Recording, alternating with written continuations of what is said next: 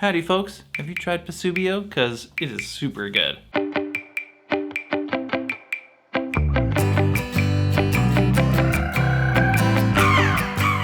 Okay, I mentioned Pasubio last week because it features heavily in one of the El Presidente riffs that I mentioned last week.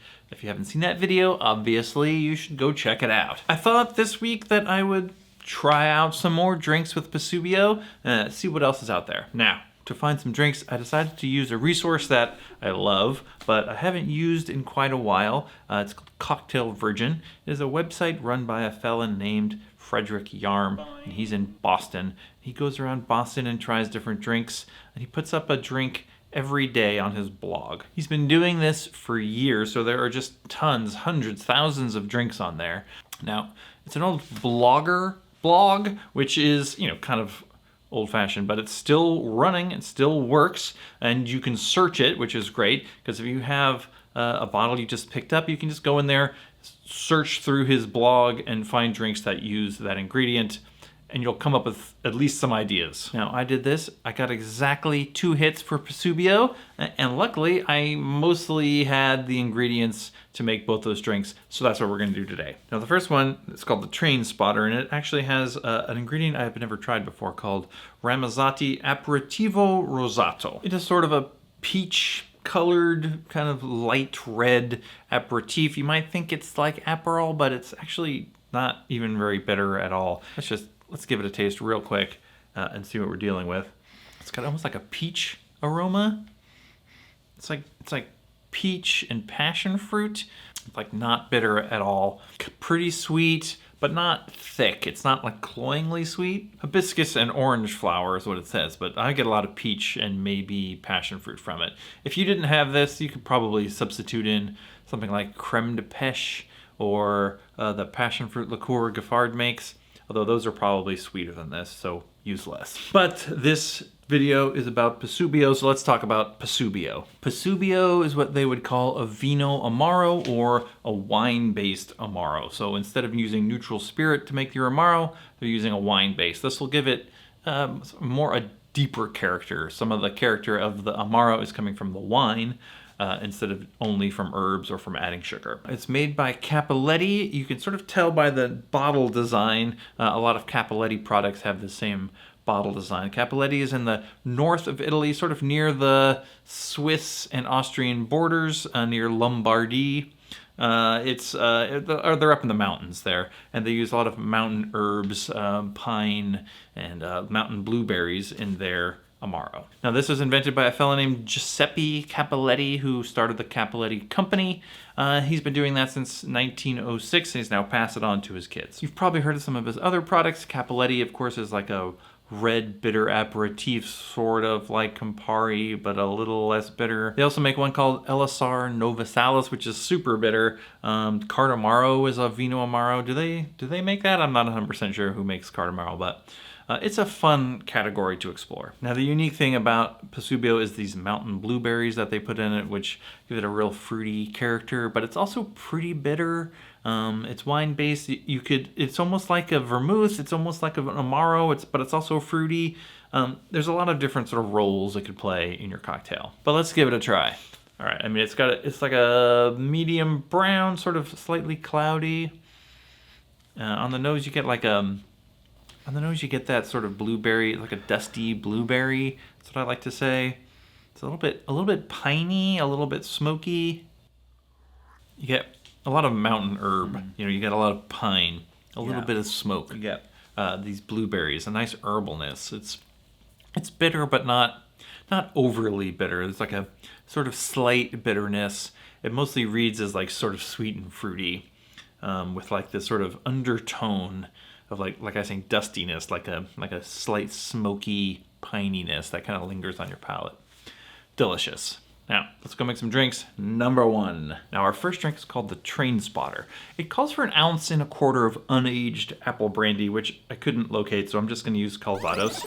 Calls for 1 ounce of our Ramazzotti Rosato, and 3/4 ounce of Pasubio, plus 2 dashes of what's called Burlesque bitters. I'm just going to use Peychaud because I think that's what Burlesque bitters are going for.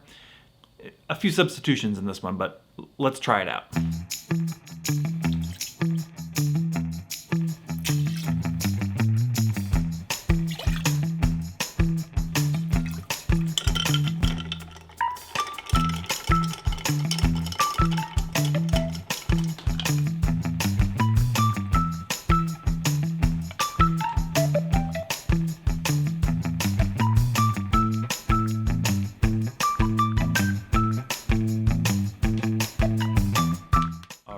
it, the train spotter, named after the sort of unusual hobby of looking at trains, something they do in England a lot, I guess.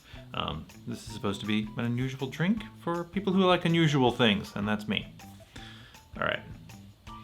This is supposed to have an orange twist, and I didn't have an orange, so I used a lemon. We've subbed out the base spirit as well, so this has got a lot of substitutions. For Negroni variation, it's very light. It's got a nice bitterness from the Pasubio, but this Ramazzotti Aperitivo is really not bitter at all. But it's got a nice flowery, kind of flowery fruitiness to it. The apple brandy is very nice, but again, sort of fruity. It's a very fruity drink, kind of really nice for summer maybe. If you're not into super bitter things, like you don't like a Negroni because Campari's too bitter, this might be right up your alley. Pasubio is the upfront flavor, and the Ramazzotti, the Aperitivo, is sort of this lingering floweriness. That's a little bit unusual. Usually sometimes it can be hard to find sweet things that are at the back palate. Honey is definitely one, but this Ramazzotti's got this back of the palate taste that isn't the bitter taste, because often the bitterness is what lingers in the back, but with the Pasubio, the bitterness is more in the front. The more I drink it, the more interesting it is as a sort of almost like an upside down Negroni variation, because it's not bitter at the end, and it's like the bitterness is switched into the vermouth instead of into the aperitif. Pretty weird. I love it. The second drink we're gonna try is called the Rudy Ray. It's an equal parts cocktail, which I love.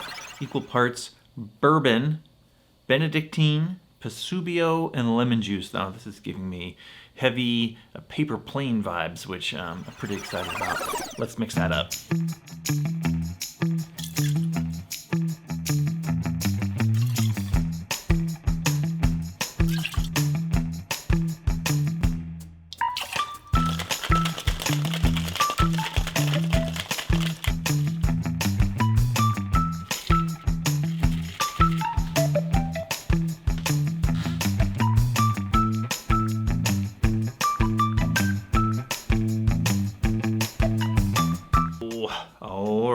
Love that montage.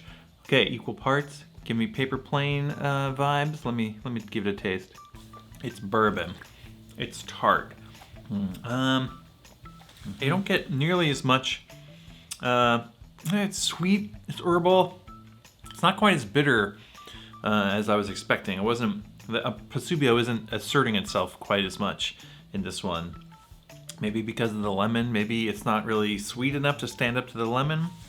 I don't know, let's give it another taste. I mean, it's a very nice, sour. It isn't quite as exciting as a paper plane. I don't know, this one's missing something to me. Maybe it needs more Pasubio and less Benedictine. It's a little sweet, maybe. Or a different bourbon might be better. Anyway, this one is not as good as I'd hoped, but definitely something that one could work with and balance to be something that you like. I guess what I mean is, I don't think this is Pasubio's fault that this isn't good. I think we've got a problem here with the bourbon that I chose, and it's a little bit too, I don't know, it's a little bit too something. All right, I hope that was fun and or informative. Pasubio is great. It's really fun to work with. So many possibilities. If you haven't seen that El Presidente video, go back and watch that, because that's another good use for Pasubio. In the meantime, thanks for watching, and we will see you next time.